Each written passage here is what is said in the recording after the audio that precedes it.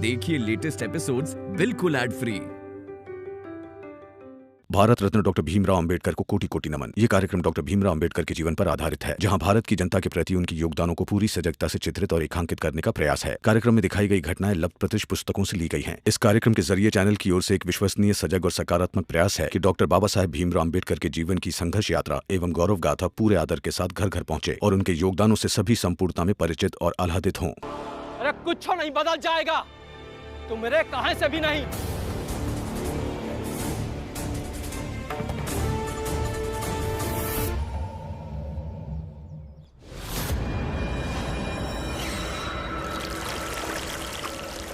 अरे ये क्या कर रहे हैं आप?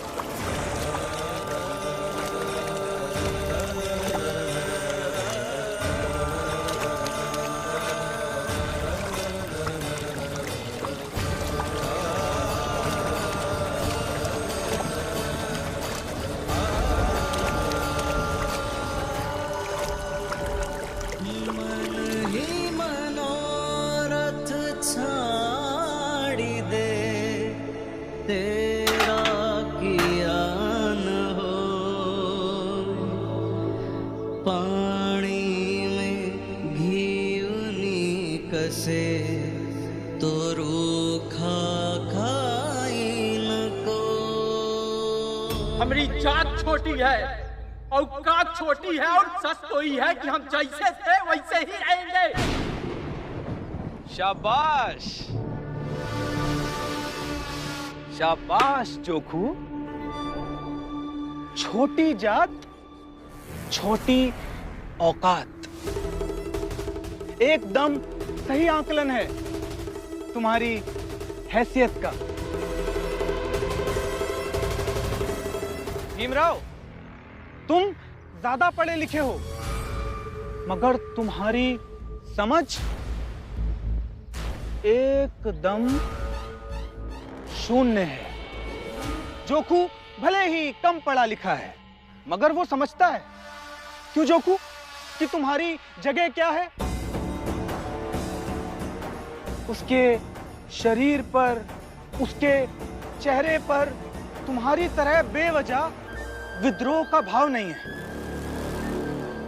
बल्कि देखो, जोखू का चेहरा ये स्वीकृति देता है कि ये कीचड़ की तरह है। जोखू काका, आप गलत कह रहे हैं। खुद को कम मत आकिए। ये जात, औकात, ये सब बोलने की चीजें हैं। हर मनुष्य एक दूसरे से बराबर है और सबको हक है बराबर समझे जाने का। और जो भी तंत्र आपको कम, नीचा दिखा रहा है ना, वो और कुछ नहीं, बस साजिश है। नहीं भीम, नहीं गलत है। और हमारी जो हालत भाई है ना, वो तुम्हारे कारण भाई है। हम तो दाल रोटी के लाने लड़त रहे, संघर्ष करत रहे, और ये सब कर कुराए के हमका रात का खाना मिल जात रहा।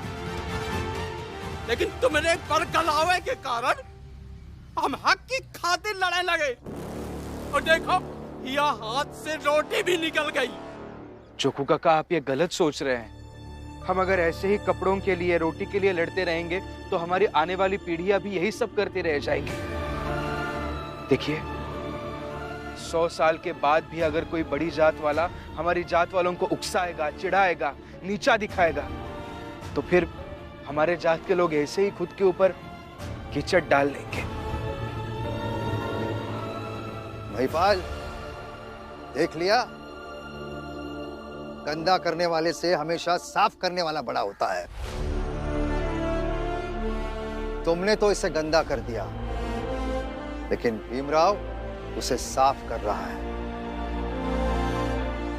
चाहे जितना साफ कर ले, इनकी जात का अस्तित्व हमेशा, ये कीचड़ देख रहे हैं हम, ऐसे ही कीचड़ से सना रहेगा।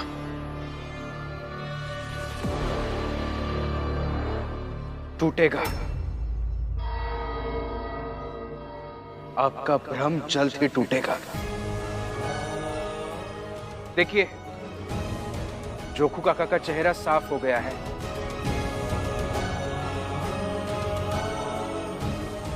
और इसी चेहरे की तरह हमारी जात का अस्तित्व भी जल्द ही चमकेगा। थोड़ा वक्त लगेगा, कोशिश करनी पड़ेगी, लेकिन आज नहीं तो कल हमारी ये कोशिशें आपके घमंड को जरूर तोड़ देंगी।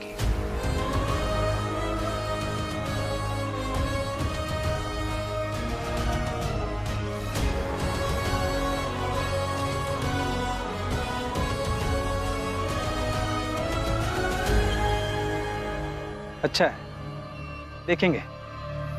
लेकिन फिलहाल तो ये देखना है ना भीमराव कि हमेशा पूरी जात का ठेका लेकर घूमने वाले भीमराव कैसे अपने जोखू काका के 4 दिनों का खाने पीने का जुगाड़ करेगा।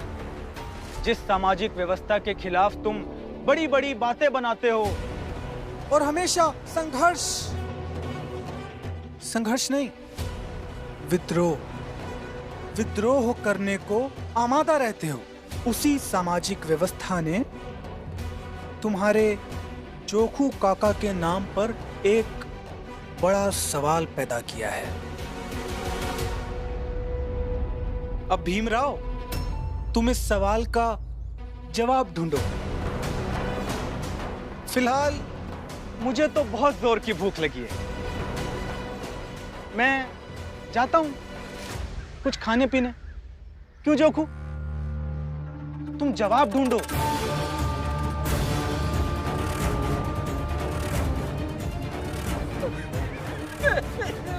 जोखू काका, आप कहाँ भाग रहे हैं? रुको भीमराव, गुरुजी, रुक जाओ।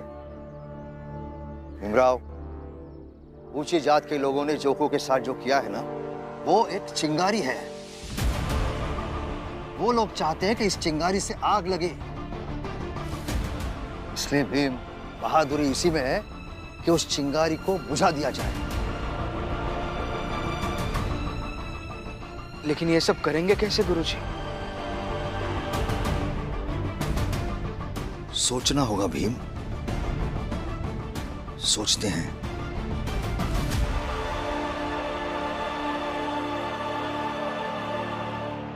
काकी, अब शांत हो जाइए। वो गया है ना, कोई ना कोई हल जरूर निकाल कर ले आएंगे। भीम अभी तक नहीं आया है, इसका मतलब जरूर उसे कोई हल नहीं मिला होगा। अभी तक तो आ जाना चाहिए था भीम को, पता नहीं कहाँ रह गया। अरे वो चाहे जहाँ हो, आप सबको उसका इंतजार करना है तो कीजिए, मुझे कोई शौक नहीं है। मैं तो जा रही हूँ दरिया किनारे घूमने, अच्छे से घूमूंगी। वैसे भी वहाँ हवा अच्छी होती है। और आपने कहा था ना, आप मेरे साथ गोला खाने आएंगे, चलिए। भैया, जेपिए मत आप। जीजाबाई से और उम्मीद भी क्या कर सकते हैं? वो हमेशा समय, परिस्थिति और मर्यादा देखे बिना कुछ भी बोल सकती है। पर हम सबको उसकी आदत हो चुकी है, हमें कोई फर्क नहीं पड़ता है। मगर मुझे फर्क पड़ता है। ये सोच के मुझे अच्छा लगता है कि मैं अपने पति का इंतजार तो कर लेती हूँ, लेकिन जिनके पति ही नहीं है, वो तो अपने पति का इंतजार करने का सुख भी नहीं ले सकती। जीजाबाई, जाना है तो जाओ ना, बहस क्यों कर रही हो? तो यही ज्ञान अपनी बहन को दीजिए।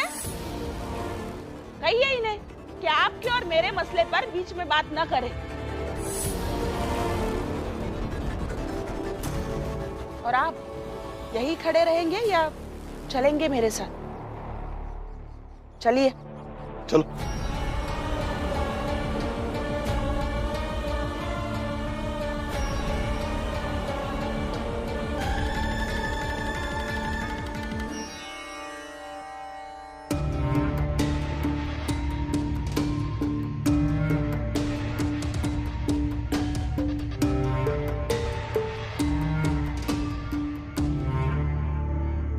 बिल्कुल आराम से, आराम से, आराम से।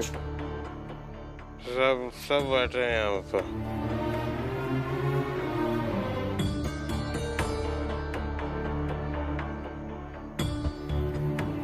जोगू आया नहीं है अभी तक? जोगू? नहीं।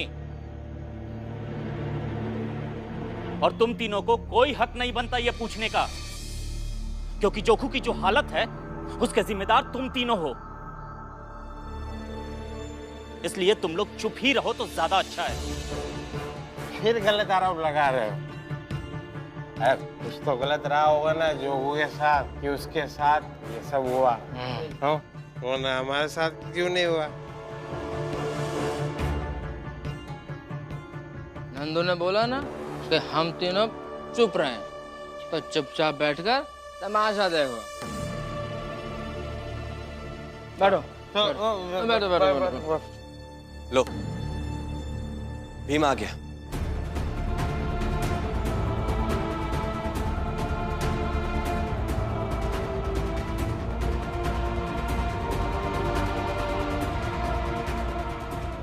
क्या हुआ? कोई रास्ता निकला क्या? किर्लोस्कर गुरुजी से बात की मैंने, मगर हम कुछ रास्ता नहीं निकाल पाए।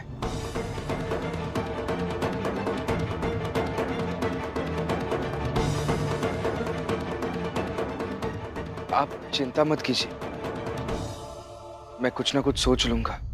लेकिन भीम, ओ जोगू तब तक बाहर ऐसे कहाँ भटकत रहेंगे? हम उन्हें ऐसे नहीं छोड़ सकते हैं। हम बस उनके पास जा रहे हैं। जाओ हो ही सब। हाँ जाओ जाओ।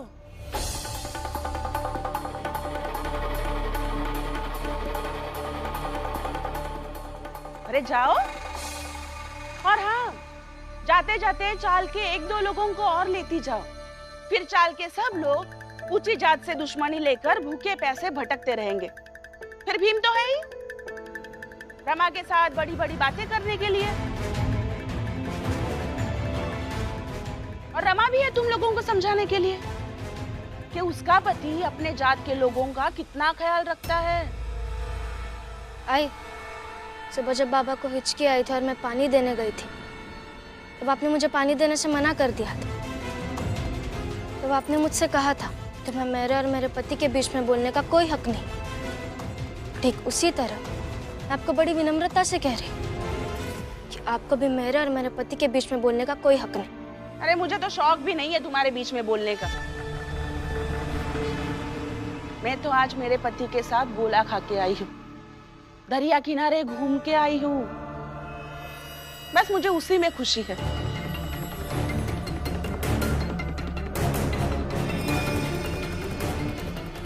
हाँ, लेकिन एक फर्क है जो तुम दोनों को बताना चाहती हूँ। मेरे पति मेरी उम्मीदों के मुताबिक मुझसे मिलने आए, और तुम्हारे पति ने यहाँ जितने लोग खड़े हैं सबकी उम्मीदों को तोड़ा।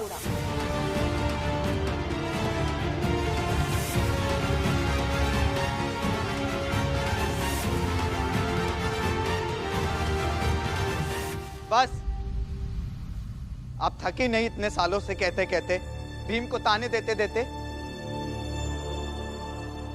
अच्छा, अब ये शराबी भी बोलेगा? हाँ, हूं मैं शराबी, लेकिन फिर भी बोलूंगा। और इसलिए बोलूंगा क्योंकि आप आधी बात बता रही हैं। क्योंकि जब भीम यहाँ नहीं था, बाहर जोगू काका के लिए रास्ता ढूंढ रहा था, तो यहाँ जितने भी लोग थे ना काकी, उन सब की आंखों में मैंने भीम के प्रति उम्मीद देखी थी।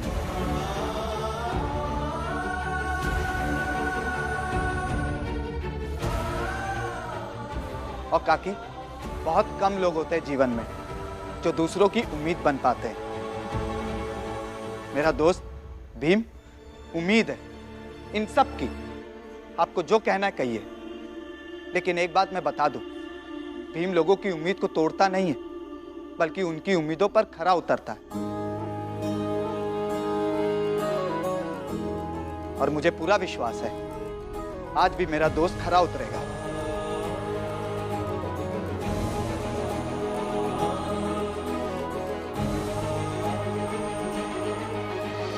चलो अच्छा, भीम के लिए बोलने के लिए एक और आदमी तैयार हो रहा है। नहीं जीजा भाई,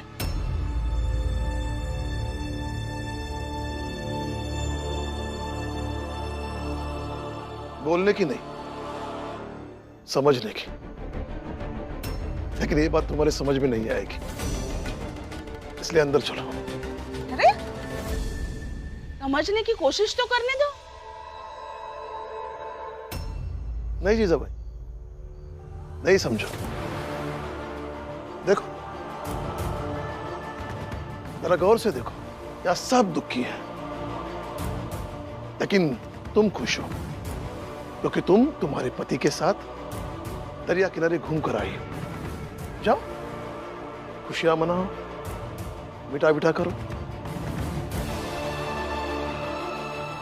यहां रहोगी तो तुम सबके दुखों का मजाक बनाओगी।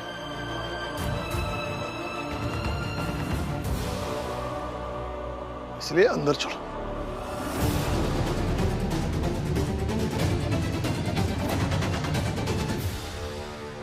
काकी, आप चिंता मत कीजिए और उनके पीछे तो बिल्कुल भी मत जाइए, क्योंकि वो लोग हमारी भावनाओं के साथ खेलना चाहते हैं और हम ऐसा नहीं होने दे सकते।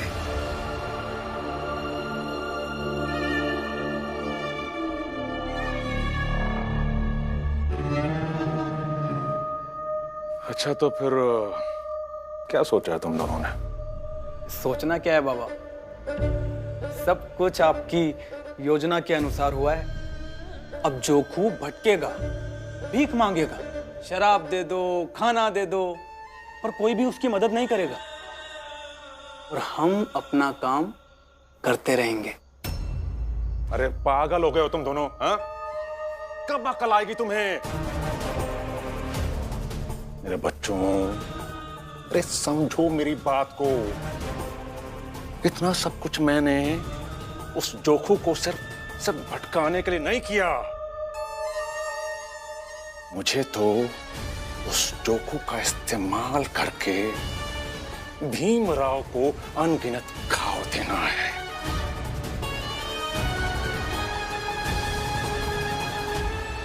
इतने घाव, इतनी तकलीफें कि दर्द से पिलपिला उठे हूं।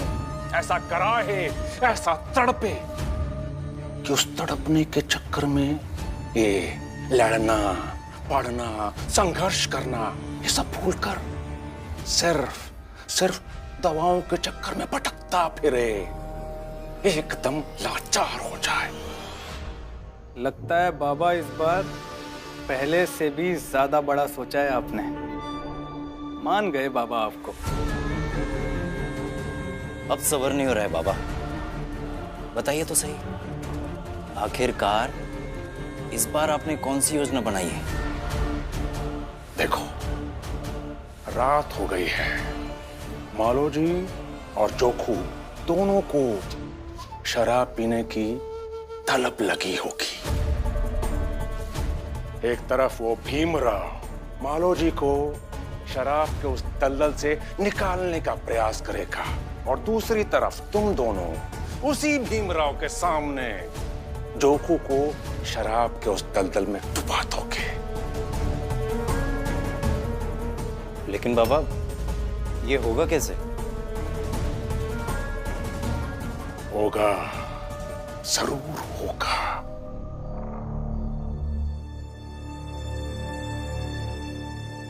भीम, मुझे फिर से तलब हो रही है शराब की। थोड़ी सी पिला दो ना। मालू, कैसी बातें कर रहे हो तुम? देखो, शराब की गिरफ्त से खुद को छुड़ाना है तो अनुशासन रखना पड़ेगा। कैसे रखूं अनुशासन? बर्दाश्त नहीं हो रहा है।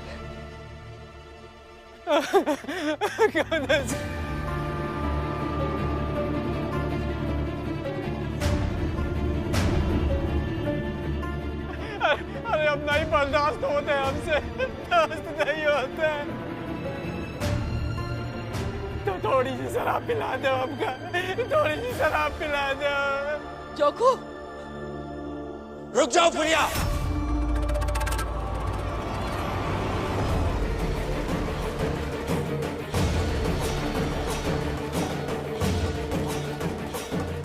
नहीं तो तुझे भी समाज से निकाल दिया जाएगा। ये हमार पति है, हम जाइबे। नहीं काकी, काकी नहीं।